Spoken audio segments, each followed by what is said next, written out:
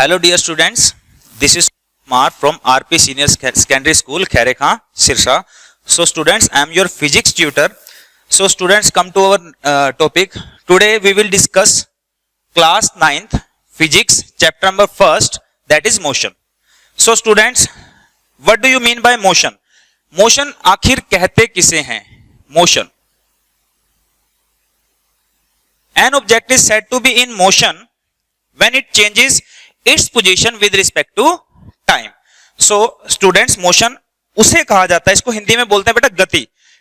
कोई भी object motion में कब होगा? जब वो अपनी पोजीशन को चेंज करेगा with respect to time, that is called motion. For example, moving bus, moving bicycle.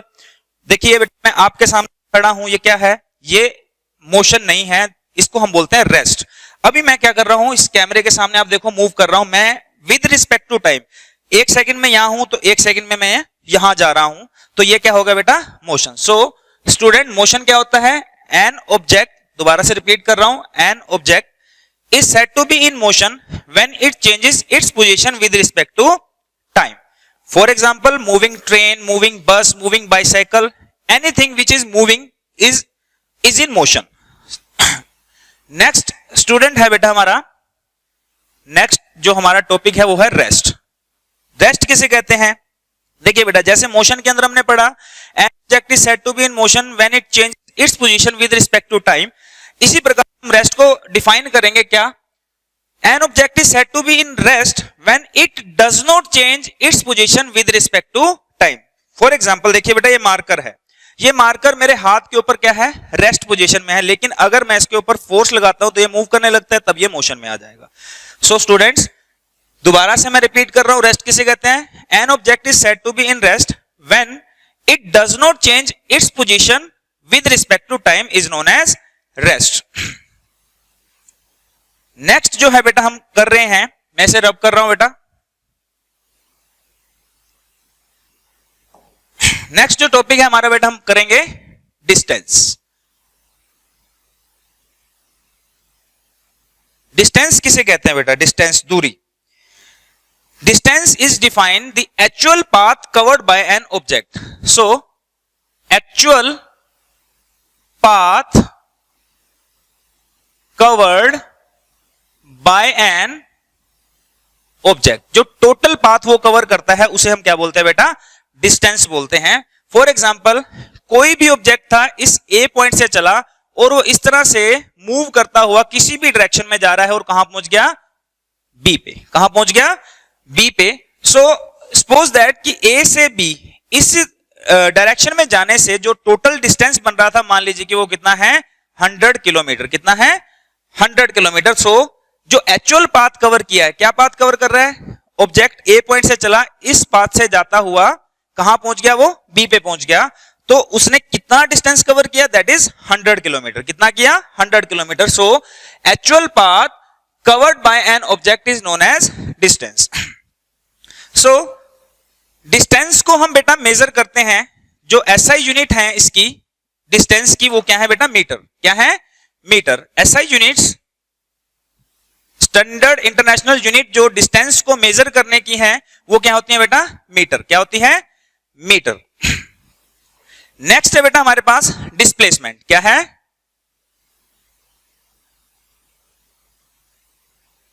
Displacement.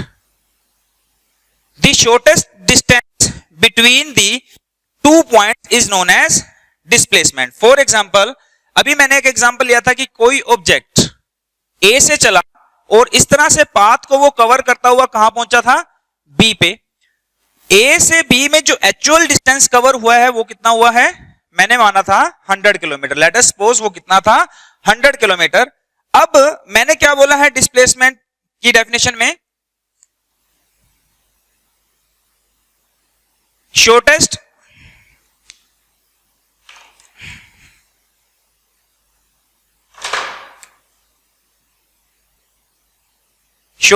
path covered by an object, or you can say that the shortest distance between the 2 points.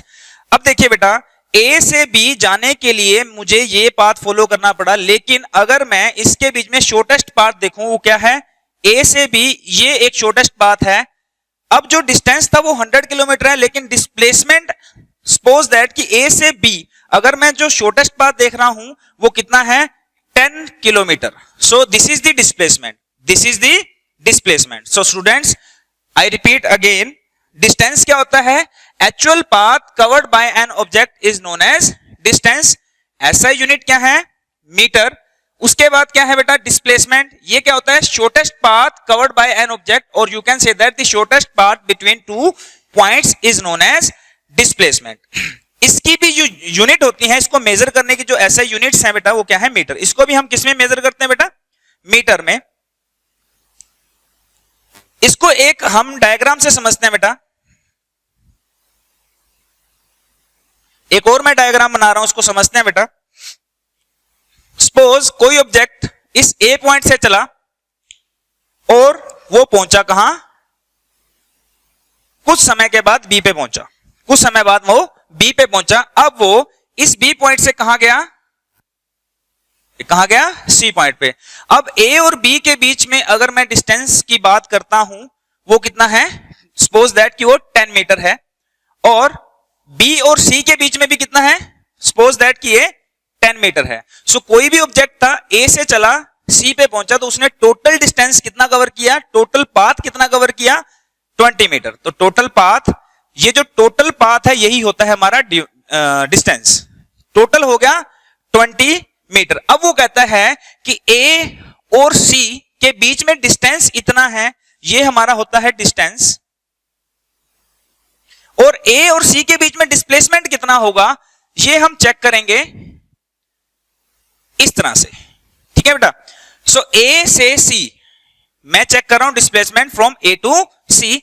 ए से सी के बीच में displacement कितना होगा, सो वही shortest path या shortest distance जो होगा between A and सी, वही क्या होगा, displacement.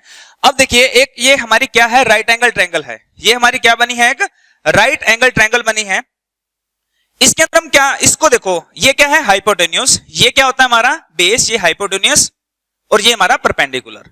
So according to the Pythagoras theorem, hypotenuse का square is equals to base square plus perpendicular square.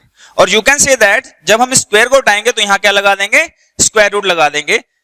इसको जब हम सोल्व करेंगे, 10 square plus 10 square 100 plus 100 under root 200 metre. This is the shortest distance between A and C, and this is called displacement. So distance is the actual path covered by an object and displacement is the shortest path between the 2 points. आगे इसके बीच में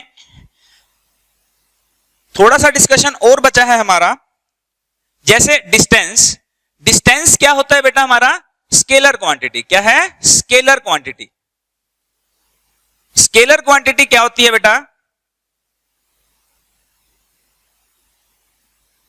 scalar quantity is defined which has only magnitude but not direction. इसकी direction नहीं होती, scalar quantity की direction नहीं होती, that is why distance भी क्या है हमारा, स्केलर। दैट इज वाई हम इसे स्केलर बोलते हैं, क्योंकि इसकी कोई डायरेक्शन नहीं होती। जैसे ए से बी गया, पहले इस डायरेक्शन में, इस डायरेक्शन में, इस डायरेक्शन में, मतलब पर्टिकुलर कोई डायरेक्शन नहीं है। ए से बी पहुंचा, ठीक है, तो ये अपनी डायरेक्शन को चेंज करता आ रहा है। So it is a scalar quantity. But इस ए से बी का एक मैग्नीट्यूड है, मैग्नीट्यूड मतलब एक मात्रा है, जिसको हमने क्या लिखा, 100 किलोमीटर। उसके बाद हमारे पास क्या है, डिस्प्लेसमेंट। क्या है, displacement. It is a vector quantity. ये क्या होती है बेटा, वेक्टर क्वांटिटी। अब वेक्टर क्वांटिटी क्या होती है, जिसके पास which has both magnitude as well as direction. अब देखिए मैंने क्या बोला था, the shortest distance between the 2 points, मतलब ए से बी के बीच की दूरी। यहां एक पर्टिकुलर डायरेक्शन है कि ए से बी ही मुझे जाना है, ए से बी की डायरेक्शन। एक तो डायरेक्शन आ गई, उसको हम कैलकुलेट करेंगे तो इसकी वैल्यू मान लीजिए कि 10 मीटर आई या 10 किलोमीटर आई, तो इसका मैग्नीट्यूड भी आ गया। So displacement is a vector quantity but distance is a scalar quantity. Distance can never be zero, distance कभी भी जीरो नहीं हो सकता, but displacement can be zero, negative और पॉजिटिव या पॉजिटिव। जीरो भी हो सकता है, नेगेटिव भी हो सकता है और पॉजिटिव भी हो सकता है। देखिए बेटा जीरो कैसे हो सकता है, मान लीजिए कि ए से बी, मैं डिस्टेंस के बारे में बता रहा हूं कि डिस्टेंस जीरो कैसे हो सकता है हमारा। मैंने क्या किया, ए और बी दो पॉइंट ले लिए और इनके बीच में लेट अस सपोज की जो डिस्टेंस है वो कितना है 10 मीटर। एक ऑब्जेक्ट है, ये कोई पर्सन है, ए से बी गया, इसने कितना डिस्टेंस कवर किया, एक्चुअल पाथ कितना कवर किया 10 मीटर। और फिर ये क्या हुआ, ए से बी गया तो इसने टोटल पाथ कवर किया 10 मीटर, मतलब यहां पर कुछ ना कुछ डिस्टेंस की वैल्यू है। इसका मतलब कि डिस्टेंस कभी भी जीरो नहीं हो सकता। साथ ही साथ अगर मैं इस ए और बी पॉइंट का डिस्प्लेसमेंट चेक करना चाहूं तो डिस्प्लेसमेंट कितना होगा, डिस्प्लेसमेंट भी अब 10 मीटर ही होगा, क्योंकि जो शॉर्टेस्ट पाथ है बिटवीन ए एंड बी वो भी कितना है 10 मीटर, और जो एक्चुअल पाथ है वो भी कितना है 10 मीटर। तो डिस्टेंस 10 मीटर और डिस्प्लेसमेंट भी 10 मीटर होगा, और साथ ही साथ ये 10 मीटर क्या है पॉजिटिव है, क्या है पॉजिटिव है। अब सेकंड केस, मान लीजिए कि वो पहले ए से बी गया तो उसने 10 मीटर का डिस्टेंस कवर किया, अब वो वापस बी से ए आ रहा है, वापस बी से ए आ रहा है, तो ऑब्वियस ही बात है अगर गया था 10 मीटर तो वापस भी 10 मीटर आएगा। अब जो टोटल डिस्टेंस होगा वो कितना होगा 20 मीटर, क्योंकि 10 मीटर जाना और 10 मीटर आना, टोटल डिस्टेंस मेरा 20 मीटर। लेकिन अब डिस्प्लेसमेंट क्या हो जाएगा, क्योंकि वो पर्सन ए से शुरू हुआ था, बी पे पहुंचा और वापस बी से चल के कहां पहुंचा, ए पे ही पहुंचा, तो total distance between the shortest distance between the to points A और ए, क्योंकि ए से चला था ए पे ही आया, तो ए और ए के बीच में जो शॉर्टेस्ट डिस्टेंस कितना होगा, वो जीरो ही तो होगा। सो डिस्प्लेसमेंट क्या होगा, जीरो, डिस्प्लेसमेंट क्या होगा जीरो। सो डिस्टेंस 20 मीटर, आना और जाना दोनों। लेकिन जब वो ए से बी गया और बी से वापस आया, ए से चला था ए पे ही वापस आया, तो डिस्प्लेसमेंट क्या हो गया जीरो। अब हम थर्ड केस की बात करेंगे कि डिस्प्लेसमेंट मेरा नेगेटिव, पहले मैंने बात किया कि डिस्प्लेसमेंट मेरा पॉजिटिव कब होगा, और फिर मैंने बात किया कि डिस्प्लेसमेंट मेरा जीरो कब होगा। अब हम बात करेंगे बेटा डिस्प्लेसमेंट नेगेटिव कब होगा। सपोज कि वो वापस बी से ए आया, लेकिन अब वो ए से भी आगे निकल गया सी पे, ए से आगे निकल गया सी पे, और मान लिया कि ए और सी के बीच में जो डिस्टेंस है वो कितना है 5 मीटर है, कितना है 5 मीटर। इस केस में यहां पर जीरो हो गया, और अब जीरो से वो कहां आ रहा है, लेफ्ट हैंड साइड पे आ रहा है, तो यहां पर डिस्प्लेसमेंट मेरा कितना होगा -5 मीटर, -5 मीटर। तो डिस्प्लेसमेंट मेरा जीरो भी हो सकता है, नेगेटिव भी हो सकता है, एंड मेरा पॉजिटिव भी हो सकता है। पॉजिटिव कब होगा, जब ए से बी जाएगा तब मेरा जो डिस्प्लेसमेंट है वो पॉजिटिव होगा, जब बी से वापस फिर ए पे आएगा तब डिस्प्लेसमेंट मेरा जीरो हो जाएगा। लेकिन अगर वो ए से भी आगे चला जाता है कुछ डिस्टेंस पे, मान लिया कि ए से सी पे गया और वो 5 मीटर का डिस्टेंस कवर करता है ए से आगे, तो वो जो डिस्प्लेसमेंट होगा मेरा क्या होगा, नेगेटिव डिस्प्लेसमेंट होगा। आई होप कि आपको ये समझ आ गया होगा अच्छे से।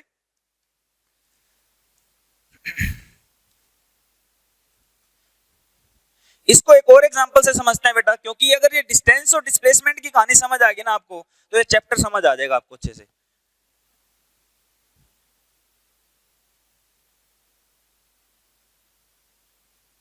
ये है ए, ये है बी और ये है सी।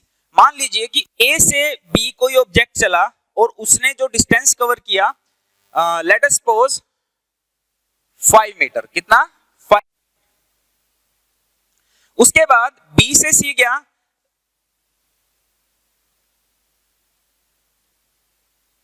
Let us suppose 2 metre. ए से बी आया 2 मीटर और बी से सी गया कितना 3 मीटर, और सी से ए गया कितना, मान लीजिए कि वो आया 5 मीटर, कितना आया 5 मीटर। सो अब जो अगर मैं बात करूं टोटल डिस्टेंस की, मतलब वो ए से चला बी पे पहुंचा, बी से चला सी पे पहुंचा, ठीक है, सी से चला वापस ए पे पहुंचा। अब मगर टोटल डिस्टेंस की अगर मैं बात करता हूं, टोटल डिस्टेंस कितना हो जाएगा, दिस 2 + 3 + 5 दैट इज 5 और 3 8 और 2 10। टोटल जो मेरा डिस्टेंस होगा वो कितना हो जाएगा 10 मीटर। अब अगर मैं डिस्प्लेसमेंट की बात करूं, डिस्प्लेसमेंट इसी एग्जांपल को ही मैं देखता हूं। मान लिया कि वो ए से बी गया है 3 मीटर और बी से सी गया है 4 मीटर। ए से बी गया है 3 मीटर, बी से सी गया है 4 मीटर। अब displacement that is the shortest path या shortest distance between the two points A और सी। तो ये आपको एक राइट एंगल ट्रायंगल दिख रही है, राइट एंगल दिख रही है तो हम इस पे पाइथागोरस थ्योरम लगा हाइपोटेन्यूज की वैल्यू निकाल लेंगे। So h is equals to B square plus P square, where b is base, is perpendicular. So b base का स्क्वायर दैट इज 4 का square 16 plus perpendicular square that is 9 plus 9 that is 25 under root 25 किसके equal होता है 5 metre. तो ये आ गया कितना 5 metre. अगर मैं इस केस में देखो डिस्टेंस की बात करूंगा इस केस के अंदर तो 12 मीटर होगा, 3 प्लस 4 7 और 5 12, डिस्टेंस तो मेरा होगा 12 मीटर। लेकिन अगर मैं डिस्प्लेसमेंट की बात कर रहा हूं वो कितना है 5 मीटर, तो ये क्या है इससे छोटा ही है ना, तो that is why I called it the shortest path और you can say that shortest distance between the two points. So ये बेटा डिस्टेंस और डिस्प्लेसमेंट के बारे में था, आई होप कि समझ आया होगा आपको। नेक्स्ट है बेटा हमारा uniform and non uniform motion.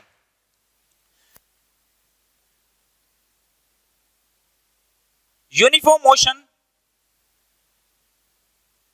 देखिए बेटा an object is said to be in uniform motion when it covers equal distance in equal interval of time. जब वो इक्वल डिस्टेंस कवर करेगा equal interval of time.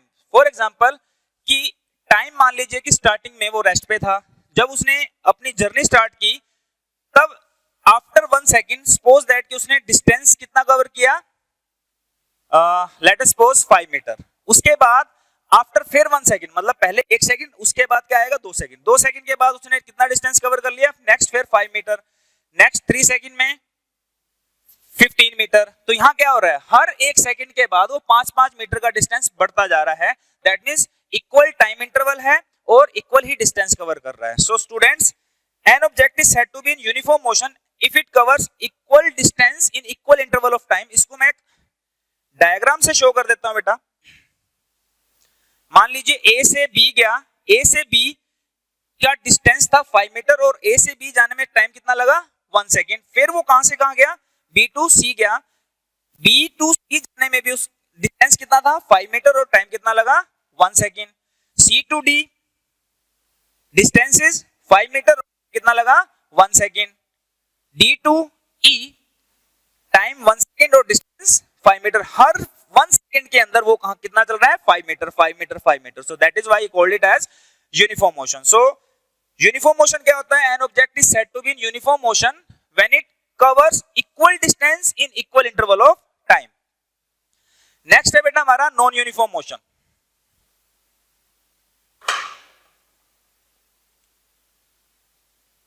Non uniform motion, so बेटा इसकी भी definition उससे बिल्कुल opposite है। An object is said to be non uniform motion if it does not cover equal distance in equal interval of time. मान लीजिए कि कोई ऑब्जेक्ट था, वो ए से बी मूव किया, मान लीजिए कि 1 सेकंड में वो कितना मूव किया 10 मीटर। बी से सी 7 मीटर आया, तो यहां उसको बी से सी 7 मीटर चलने में उसको टोटल 2 सेकंड लगे। सी टू डी आने में उसको मान लीजिए कि 15 मीटर था सी टू डी का डिस्टेंस और इसको यहां आने में 5 सेकंड लगे। यहां पर उसको 10 सेकंड लगे और डिस्टेंस था सिर्फ 2 metre D to E. D to E आने में उसको कितना लगा 2 मीटर। मैं इसको थोड़ा बड़ा कर देता हूं। ए से चला बी पे 5 मीटर 1 सेकंड में, बी से सी गया, इनके बीच में जो दूरी है 10 और you can write 12 metre in 5 second. C to D गया 18 metre in 11 second. D to E गया इन 1 सेकंड और इसने डिस्टेंस कवर किया मान लीजिए लेट अस सपोज 15 मीटर। तो अब देखिए बेटा ना तो यहां डिस्टेंस इक्वल हो रहा है कवर कर रहा है, ना ही टाइम इंटरवल सेम है। So an object is said to be non uniform motion if it does not cover equal distance in equal interval of time. So ये बेटा यूनिफॉर्म और नॉन यूनिफॉर्म मोशन की example थे। So example definition थी, इसके example क्या हो सकते हैं, नॉन यूनिफॉर्म मोशन के एग्जांपल क्या हो सकते हैं बेटा। नॉन यूनिफॉर्म मोशन का एग्जांपल आपने अपने डेली लाइफ में देखा ही होगा, जब आप रेलवे स्टेशन पे जाते हैं, ट्रेन अपने ट्रैक से प्लेटफॉर्म से चलती है, तब वो नॉन यूनिफॉर्म मोशन में होती है। किसमें होती है? नॉन यूनिफॉर्म मोशन में। उसके बाद आपने कार देखी होगी, जब वो रोड में चलती है, रोड पे चलती है इन दी ट्रैफिक में चलती है, तब वहां पर भी क्या होता है, एक बार तो उसको स्पीड बढ़ानी पड़ती है, जैसे ही कोई चीज आगे आ जाती है उसे एकदम से एक्सेलरेटर से पैर हटाना पड़ता है और ब्रेक लगानी पड़ती है, वहां पर भी नॉन मोशन है।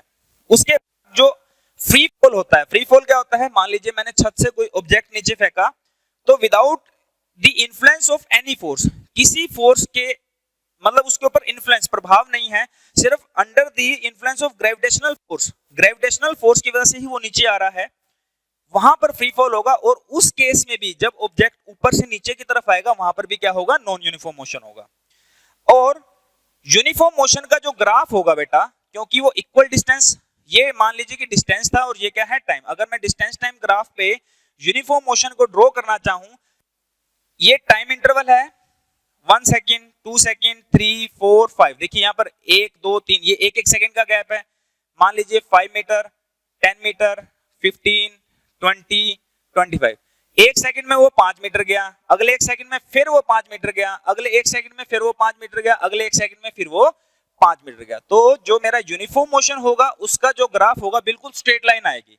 डिस्टेंस टाइम ग्राफ अगर मैं देखना चाहूं तो बिल्कुल स्ट्रेट लाइन आएगी। उसके बाद नॉन यूनिफॉर्म मोशन की अगर मैं बात करता हूं, उस केस के अंदर देखो 1, 2, 3, यहां मेरा टाइम है और यहां मेरा क्या है, डिस्टेंस टाइम ग्राफ देख रहा हूं मैं इसका 4, 5 और 6, ये टाइम है इन सेकंड, डिस्टेंस है मेरा 5, 10, 15, 20। अब इस केस में देखो पहले एक सेकंड में वो मान लीजिए 2 सेंटीमीटर गया, 2 मीटर गया, उसके बाद अगले 2 सेकंड में वो कितना गया, 13 मीटर, 13 मतलब टोटल 15 पे आ गया। उसके बाद जब वो नेक्स्ट 1 सेकंड में चला तो मान लीजिए कि उसने डिस्टेंस कितना कवर किया, 5 मीटर। तो अगर मैं इस ग्राफ को, अगर इन पॉइंट्स को मिलाऊंगा तो मैं देखूंगा एक कर्व्ड लाइन आएगी मेरे पास, देखो इस तरह से कर्व बन जाएगी। So distance time graph for uniform motion is always a straight line, और नॉन यूनिफॉर्म मोशन के लिए कर्व्ड लाइन आएगी डिस्टेंस टाइम ग्राफ में।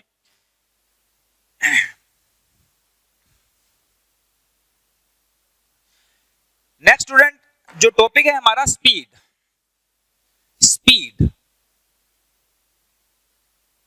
Define speed, rate of change of distance with respect to time is known as speed. मतलब speed क्या होता है, समय के अनुसार कोई ऑब्जेक्ट कितनी गति को, कितनी दूरी को तय कर रहा है, वो उसकी स्पीड कहलाती है। सो स्पीड क्या होता है बेटा, rate of change of distance with respect to time, और सिंपल सी भाषा में आप इसे कह सकते हो the ratio of distance and time is known as speed. Ratio of distance and time is known as speed. अब इस स्पीड को मेजर करने के लिए कुछ यूनिट होती हैं, ठीक है।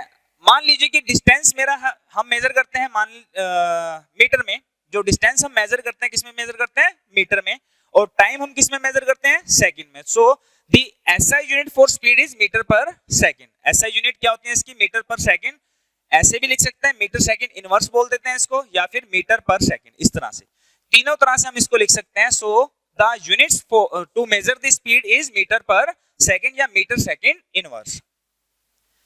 ये है मेरा ये हमारी स्पीड है बेटा। अब उसके बाद इसको हम कैलकुलेट भी कर लेते हैं। सपोज दैट, स्पीड को कैलकुलेट कैसे करेंगे, सपोज दैट कोई ऑब्जेक्ट था, इसने डिस्टेंस कवर किया 100 मीटर और टाइम लिया उसने 25 सेकेंड, मतलब 100 मीटर को कवर करने में 25 सेकेंड लिया।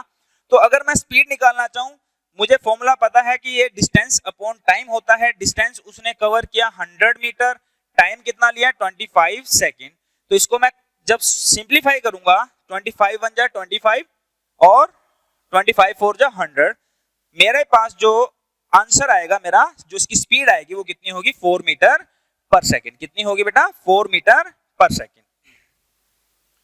उसके बाद मैं बात करता हूं बेटा भी हम स्पीड को मेजर किससे करते हैं बेटा, स्पीडोमीटर से। ऐसा यूनिट मैंने बता दिया बेटा।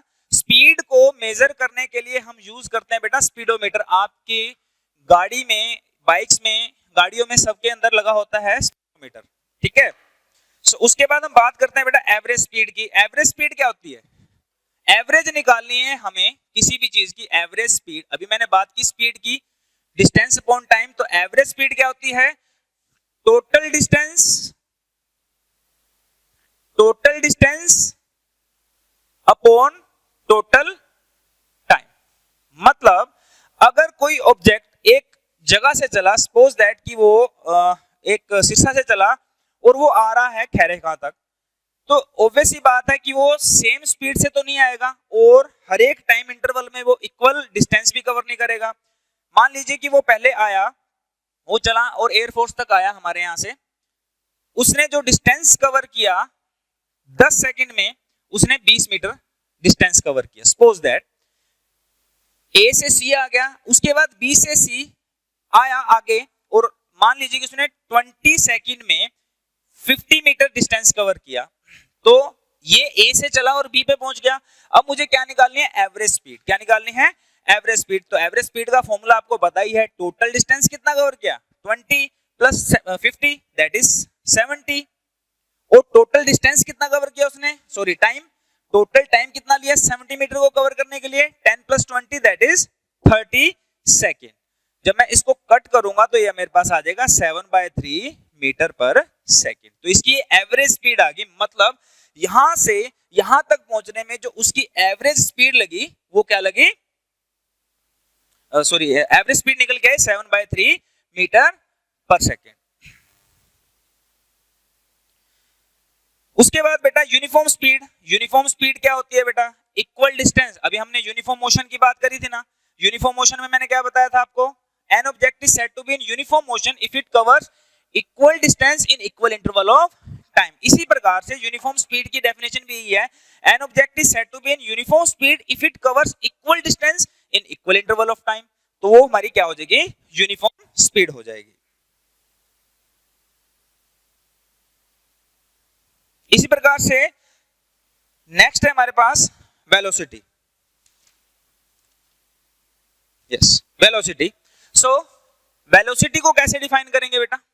देखिए अभी हमने स्पीड को डिफाइन किया, rate of change of distance with respect to time is known as speed. ऐसे ही वेलोसिटी को डिफाइन करेंगे, rate of change of displacement with respect to time. Rate of change of displacement with respect to time is known as velocity. So rate of change of displacement is known as velocity and rate of change of, अगर displacement की जगह distance कर दूंगा तो वो क्या हो जाएगी? मेरी speed हो जाएगी। ठीक है। So इसकी यूनिट्स भी क्या होते हैं बेटा? मीटर पर सेकंड या मीटर सेकंड इनवर्स। सेम ही होते हैं क्योंकि डिस्प्लेसमेंट भी हम मीटर में ही मेजर करते हैं। ध्यान से सुनिएगा बच्चा, वेलोसिटी और स्पीड की जो मेजर करने की यूनिट्स हैं वो सेम है, दोनों की जो यूनिट है मीटर पर सेकंड ही है। बस फर्क कितना है, जो वेलोसिटी है मेरी, ये क्या होती है बेटा? एक वेक्टर क्वांटिटी होती है। क्या होती है? वेक्टर। बिकॉज इसके पास स्पीड मैग्नीट्यूड भी होता है एज वेल एज डायरेक्शन भी होता है। मैग्नीट्यूड के साथ साथ डायरेक्शन भी होता है, लेकिन जो स्पीड होती है उसके पास क्या होता है? सिर्फ ओनली मैग्नीट्यूड।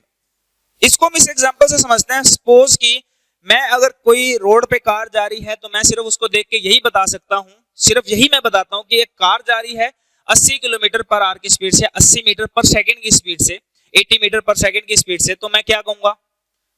मैंने कोई डायरेक्शन नहीं बताई, मैंने सिर्फ एक वैल्यू बताई कि उसकी स्पीड कितनी थी, 80 मीटर पर सेकंड। मैंने डायरेक्शन नहीं बताई, ए से बी जा रही है, किस डायरेक्शन में जा रही है, बप्पा से सिरसा, सिरसा से बप्पा, कहीं भी, मतलब किसी भी विलेज का नाम ले लीजिए आप, सिरसा से फतेहबाद जा रही है, फतेहबाद से सिरसा, मैंने कहीं डायरेक्शन का कोई जिक्र नहीं किया। मैंने सिर्फ बोला कि उस गाड़ी की जो गति थी, स्पीड थी, वो 80 मीटर पर सेकंड थी। तो इसलिए स्पीड के पास सिर्फ मैग्नीट्यूड होता है, डायरेक्शन नहीं होती। और ना ही कभी हम किसी ऑब्जेक्ट को ऐसे बोलते हैं कि उस गाड़ी की स्पीड 0 मीटर पर सेकंड थी। ये बात हम नहीं बोलेंगे। क्यों? क्योंकि जो भी ऑब्जेक्ट अगर रेस्ट में होगा तो उसकी स्पीड तो 0 ही होगी ना। सो स्पीड कभी भी हम 0 नहीं बोलते, ठीक है, उसको सिंपली बोल देते हैं कि ऑब्जेक्ट रेस्ट में है, बस बात खत्म। ऐसे ही वेलोसिटी है,